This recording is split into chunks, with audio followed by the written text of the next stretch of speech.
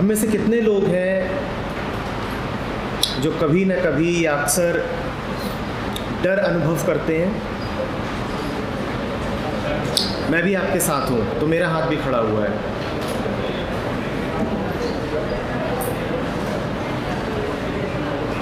हम में से शायद ही कोई ऐसा हो जो डर से अछूता हो, कोई भी नहीं होगा।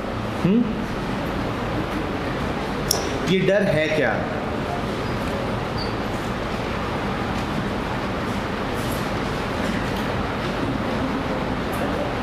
आप में से कितने लोगों को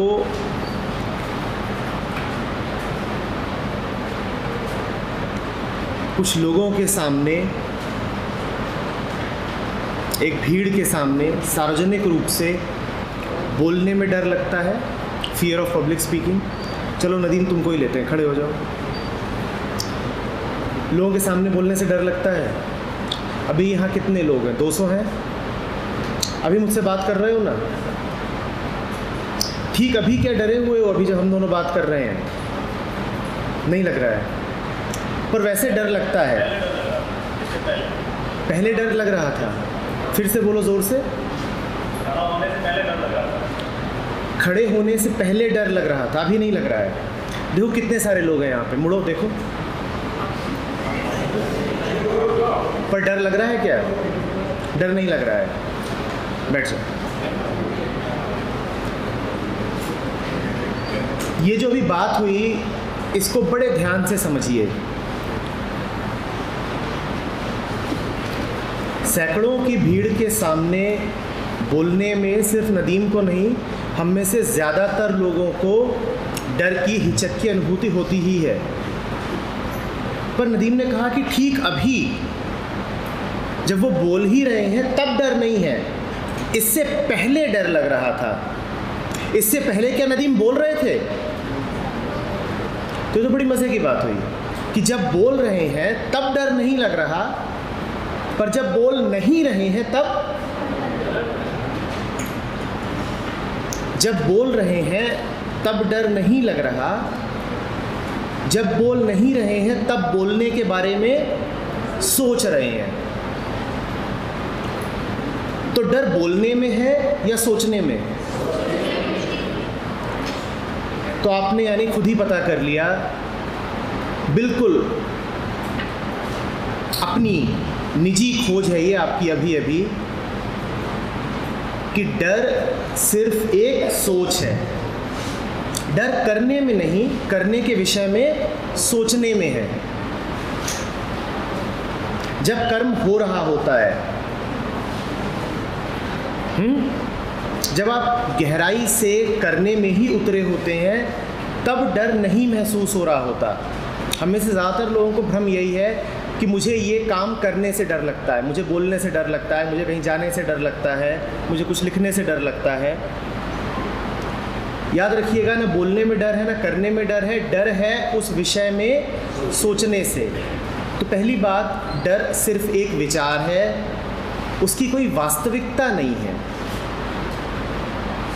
डर सिर्फ एक विचार है, और जितना उस विचार को गहरा उतरने देंगे, डर उतना ही ज़्यादा लगेगा। लिखें सब लोग, डर सिर्फ एक विचार है।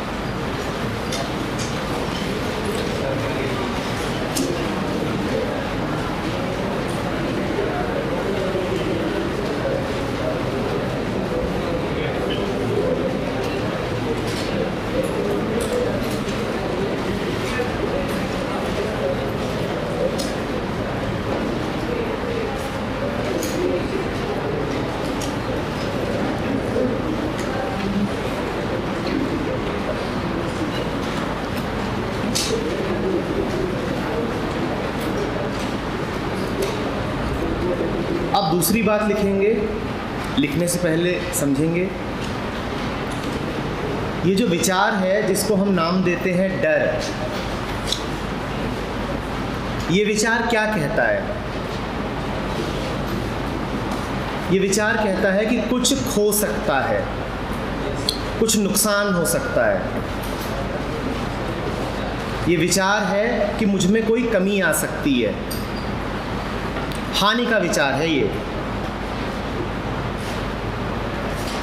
तो पहली बात हमने लिखी कि डर मात्र एक विचार है। दूसरी बात हम लिखेंगे कि यह विचार कहता है कि कुछ खो सकता है। डर का विचार है कि कुछ खो सकता है।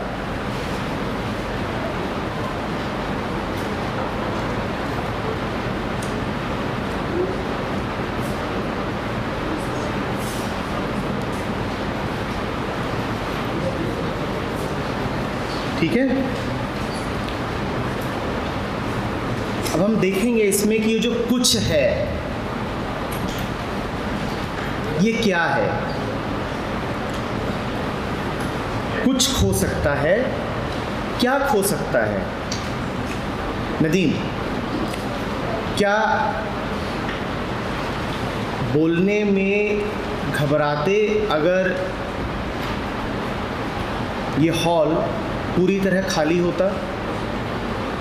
क्या कोई भी ऐसा होता है जो अकेले कमरे में बोलते हुए भी घबराता हो? कोई उसे सुन नहीं रहा, किसी से बात करनी नहीं है, पर तब भी घबराता हो अपनी ही आवाज़ सुनने में? शायद ही कोई होगा ऐसा, है ना? तो बोलने का विचार नहीं देता है घबराहट, घबराहट देता है दूसरों के सामने बोलने का विचार। बोलने में शायद कोई बड़ी बात नहीं है, कोई भयावहता नहीं है उसमें, पर दूसरों के सामने बोलने में बड़ा खौफ है। तो डर बोलने का हुआ या डर दूसरों का हुआ? हमने अभी अभी जो दूसरा बिंदु लिखा वो था कि डर का विचार यह है कि कुछ खो सकता है, मेरा कुछ नुकसान हो सकता है, कोई हानि। इस बात को हम इस तीसरे बिंदु से जोड़ेंगे और फिर देखेंगे कि क्या निकल के आता है। निश्चित रूप से अगर डर लगता है दूसरों के सामने, तो जो हमें खोना है उसका भी संबंध दूसरों से है। डर मुझे यही है ना, मेरा कुछ चला जाएगा, और साथ ही साथ मुझे दूसरों के सामने बोलने से डर है। तो निश्चित रूप से मुझे जो खो जाने का डर है वो दूसरों से मिला है मुझे, क्योंकि जो दूसरों से मिला होगा वही दूसरे ले भी जा सकते हैं। क्या है जो मुझे दूसरों ने दिया है और जिसके खो जाने का डर हो सकता है मुझे? बहुत बढ़िया, ठीक, बढ़िया। क्या है जो दूसरों ने दिया है मुझे और जिसके खो जाने का डर हो सकता है मुझे? बढ़िया। अभी यहाँ पे इन्होंने, किसी ने बोला इज्जत, और हाँ, सम्मान वही है, और पहचान। बहुत बढ़िया। इज्जत तो ठीक ही कहा, पर पहचान बहुत बड़ी चीज़ है, बहुत बड़ा वृत्त है, जिसमें इज्जत के अलावा भी बहुत कुछ आ जाता है। पहचान का मतलब है मैं हूँ कौन, मेरी सारी आइडेंटिटी, मेरा होना, मेरी जो पूरी छवि है मेरी दृष्टि में, मुझे यही दूसरों ने दी है, और यही है जिसके खो जाने का मुझे बड़ा डर लगता है दूसरों के सामने, क्योंकि उसमें मेरा तो कुछ है ही नहीं। दूसरों ने दिया है और मैंने उसको बिल्कुल पकड़ लिया है जैसे मेरा ही हो। मैं निर्भर हूँ, आश्रित हूँ दूसरों पर। दूसरों ने मुझे सम्मान दिया है और दूसरे वो सम्मान छीन भी सकते हैं, वो खो सकता है। दूसरे बिंदु में लिखा था ना कि कुछ है जो खो सकता है, यही है जो खो सकता है। दूसरों ने दी है पहचान। आपकी अपने बारे में जितनी धारणाएं हैं, जितनी छवियां हैं, वो दूसरों से आती हैं, और ये बड़ी गहरी गुलामी है। हम बड़े आश्रित हैं, और इन्हीं छवियों के, इन्हीं धारणाओं के, इसी मान सम्मान के खो जाने का हमें बड़ा डर लगता है। तो नदीम को या हम में से बाकी सब लोगों को ऐसा लग सकता है कि अगर वो इस मंच पर आते हैं, बोलना शुरू करते हैं, तो कहीं दूसरों की नज़रों में उनकी छवि, साधारण सी बात है। लेकिन अगर आप में से कोई ऐसा भी हो जो कहे कि मैं क्या हूँ, मैं जानता हूँ, दूसरे ताली दे या गाली दे, उससे मेरी छवि पर कोई अंतर नहीं पड़ेगा, मैं अपने आप को अपनी दृष्टि से देखता हूँ, तो क्या वो भी डरेगा? क्या उसे भी ये भय सताएगा कि कुछ खो सकता है, पहचान जा सकती है, सम्मान जा सकता है? तो ये तीसरा बिंदु लिख लीजिए। अभी दूसरे में हमने लिखा था कि डर यह विचार है कि कोई नुकसान हो सकता है, कुछ जा सकता है। तीसरा बिंदु लिखिए, डर सदा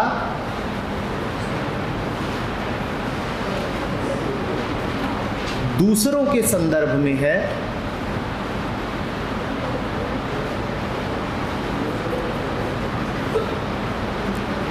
डर सदा दूसरों के संदर्भ में है, और यही है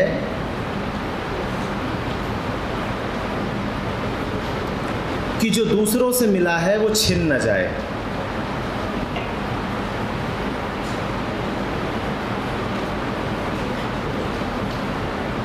और यही है कि जो दूसरों से मिला है वो छिन न जाए।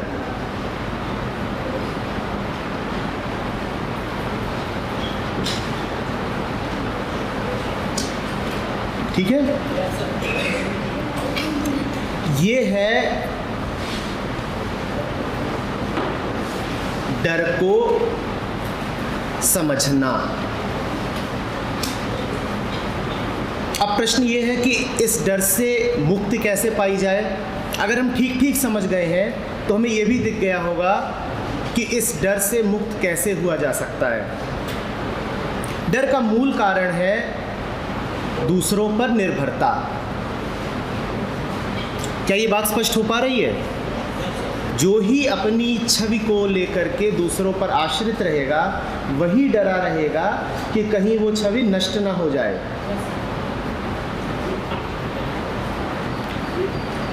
अर्थ स्पष्ट है, जो ही भयमुक्त होना चाहता हो उसे दूसरों पर अवलंबन छोड़ना होगा, उसे अपने पांव पे खड़ा होना सीखना होगा, अपनी दृष्टि से स्वयं को देखना सीखना होगा और अपनी चेतना से समझना सीखना होगा। बात समझ में आ रही है? इसका अर्थ यह है कि दूसरे अगर मुझे कह दें कि तुम बहुत बढ़िया हो, बहुत बहादुर हो, तो मैं जल्दी से ही खुश नहीं हो जाऊंगा। मैं आश्रित नहीं हूं तुम पे कि तुमने मुझे सर्टिफिकेट दे दिया बहादुरी का और मैं मान ही लूं कि मैं बहादुर हूं। अगर तुम्हारे कहने से मैं जल्दी से मान लेता हूं कि मैं बहादुर हूं, तो तुम्हारे ही कहने से थोड़ी देर बाद मुझे ये भी मानना पड़ेगा कि मैं कायर हूँ, डरपोक हूँ। अब मैं तुम पे निर्भर हो गया, गुलाम बन गया मैं तुम्हारा, हमेशा डरा हुआ रहूँगा कि इसने दिया है मुझे बहादुरी का सर्टिफिकेट, कहीं ये मुझसे छीन न ले। दूसरी ओर अगर मैंने खुद जाना है, अपने आप को देख करके, अपने विचारों को, अपने कर्मों को खुद देख करके, साफ नज़र से देख करके अगर मैंने जाना है कि मैं कैसा हूँ, तो क्या मैं तुम पे निर्भर रहूँगा मुझे बताने के लिए कि मैं कैसा हूँ? फिर तो मैं निर्भर नहीं रहूँगा ना। पर देखिए हमारा जीवन कैसा है, हमें इस बात से कम अंतर पड़ता है कि हमने पढ़ाई करी तो हमें समझ में कितना आया। हमें इस बात से कहीं अधिक अंतर पड़ता है कि किसी और ने मुझे अंक कितने दे दिए, प्रमाण पत्र दिया कि नहीं दिया पास होने का। ये बड़ी गहरी निर्भरता है। आपने पढ़ाई नहीं भी करी है, पर अगर आप प्रमाणित हो गए हैं कि पास हैं, तो आप कहते हैं सब ठीक है। और अगर सब कुछ जानते बूझते हुए भी आप पाते हैं कि अंक कुछ कम मिले हैं तो आप उदास हो जाते हैं। आशा स्पष्ट है, हम जब पढ़ते हैं तो हमने पढ़ने में कभी रस लिया ही नहीं, कभी हम उसमें पूरी तरह डूबे ही नहीं, क्योंकि जिसको पढ़ने में ही आनंद मिल जाएगा वो इस बात की परवाह बहुत कम करेगा कि अब नंबर आते हैं कि नहीं आते हैं। पहली बात तो ये कि उसके अंक आएंगे ही आएंगे, पर अगर किसी वजह से नहीं भी आते हैं तो वो दुखी नहीं हो जाएगा। वो कहेगा मुझे जो मिलना था वो तो मिल ही चुका है। किताब के साथ रहा, बड़ी मौज थी, पढ़ने में ही आनंद था और वो मिल चुका है। अब नंबर इसने कुछ कम भी दे दिए तो कोई विशेष बात नहीं, ठीक है। जिसके पास अपना कुछ होता है वो दूसरों पर आश्रित रहना बंद कर देता है। हम लगातार दूसरों पर आश्रित हैं, इसका कारण ही यही है कि हमारे पास अपना कुछ नहीं है। और जब आप दूसरों पर आश्रित रहेंगे तो जीवन डर में बीतेगा ही बीतेगा।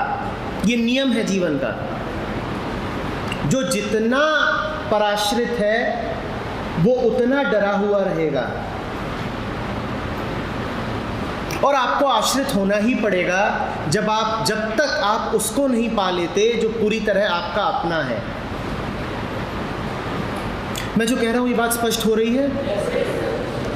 तो क्या है वो जो पूरी तरह हमारा अपना है, जिसको पाने के लिए किसी और का मुंह देखने की आवश्यकता नहीं? क्या है ऐसा जो पूरी तरह आपका अपना है? जब आप उसको जानेंगे, उसके महत्व को जानेंगे, तो पाएंगे कि जीवन से डर बिल्कुल चला गया। क्या है ऐसा जो आपको दूसरों से नहीं मिला, आपका अपना है?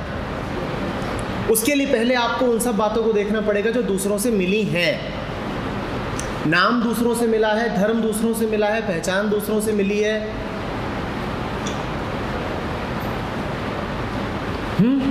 जीवन में किस मुकाम पर हैं, किस घर से आए हैं, कितना रुपया पैसा है, ये सब दूसरों से मिला है।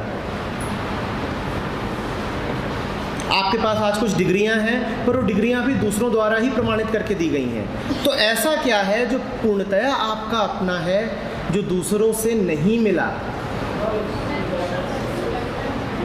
हाँ, कर्तव्य। बेटा, कर्तव्य की जो तुम्हारी परिभाषा है और जो कर्तव्य की इनकी परिभाषा होगी या उनकी होगी, वो अलग अलग होगी। तुम किस देश में पैदा हुए हो, किस धर्म में पैदा हुए हो, किस लिंग में पैदा हुए हो, इसके आधार पे कर्तव्य बदलते रहते हैं। और ये सारे कर्तव्य हमारे मन में स्थापित किए जाते हैं दूसरों के द्वारा कि तुम्हारा ये कर्तव्य है, ये दायित्व है, ये सब तुम्हें करना चाहिए। तो ये जो कर्तव्यों का पूरा विचार है, ये भी हमारे मन में दूसरों द्वारा ही प्रतिस्थापित किया जाता है। क्या है ऐसा जो दूसरे हमें नहीं देते, पूर्णतया हमारा अपना है? अस्तित्व। अगर तुम शारीरिक अस्तित्व की बात कर रहे हो, कौन सा अस्तित्व बेटा?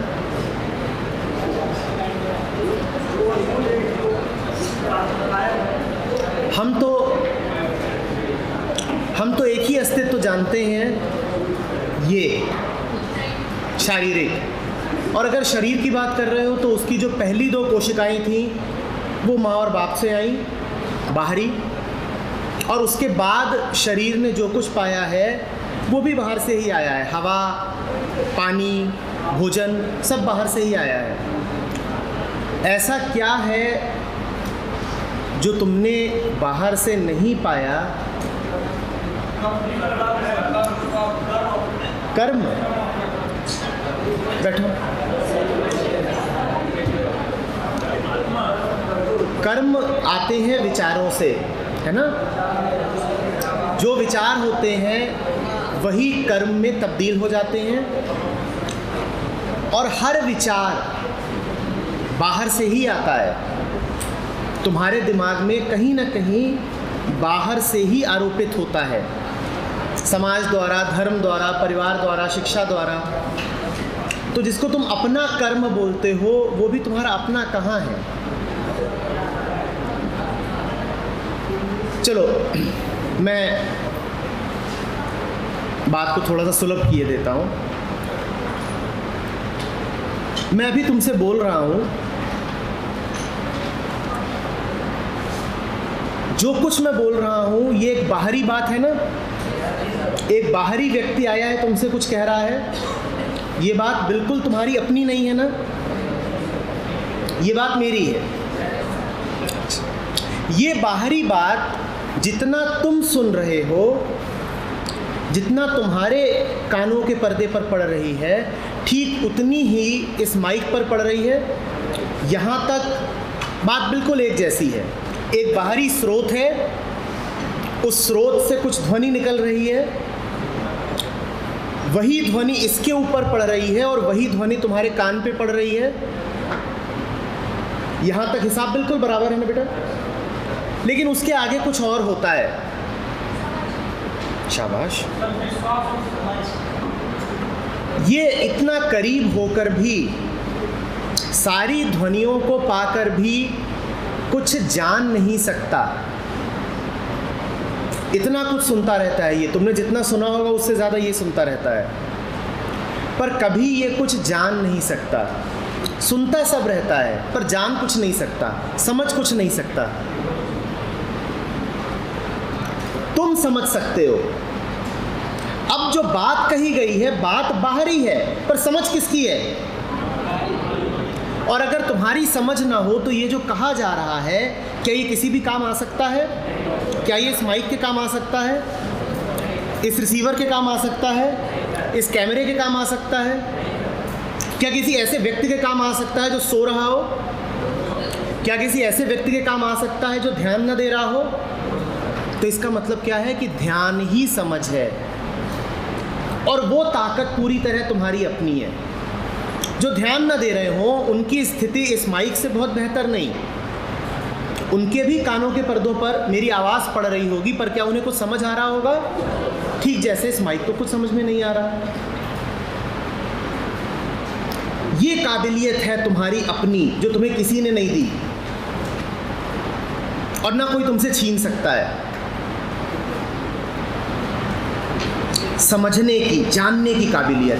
विचार बाहर से आ सकते हैं, ठीक, लेकिन विचारणा की शक्ति बाहर से नहीं आ सकती, वो तुम्हारी अपनी है। और विचारणा की शक्ति से भी ऊपर ध्यान की शक्ति, द पावर टू अटेंड, वो बाहर से नहीं आ सकता, वो तुम्हारा अपना है। बाकी सब बाहरी है। मैं जो कह रहा हूं वो बाहरी बात, किसी किताब में जो लिखा है वो बाहरी बात, लेकिन उसको जो समझने वाला है वो बाहरी नहीं हो सकता। सब बाहर बाहर है, पर जो समझने वाला है वो तो बाहरी नहीं हो सकता ना, वो तुम हो, और वो समझ ही तुम्हारी अपनी है। इसका मतलब ये है कि जिसने इस समझ के आधार पर जीवन जीना सीख लिया वो निर्भय हो जाता है। हमने कहा था कि जिसने वो पा लिया जो उसका अपना है, पूरी तरह अपना है, उसके जीवन से डर नदीम चला जाता है। जिसने इस ध्यान को पा लिया, जो इस समझ को उपलब्ध हो गया, अब वो सदा के लिए निडर हो जाता है। या यूं कहो कि कम से कम जब ध्यान में है तब निडर रहता है। जब ध्यान टूटेगा, जब फिर नासमझी में उतर जाएगा, तब फिर डरेगा।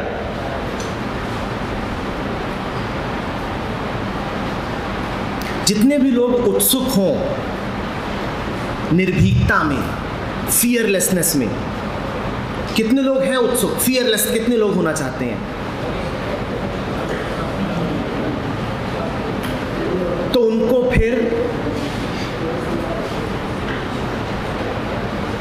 अपने प्रति ईमानदार होना पड़ेगा, उनको दूसरों पर आश्रित होना छोड़ना पड़ेगा, उन्हें अपने आप से वादा करना पड़ेगा कि मैं जीवन सिर्फ और सिर्फ अपनी समझ के आधार पे जीऊंगा, क्योंकि यही मेरी अपनी है, यही मैं हूं।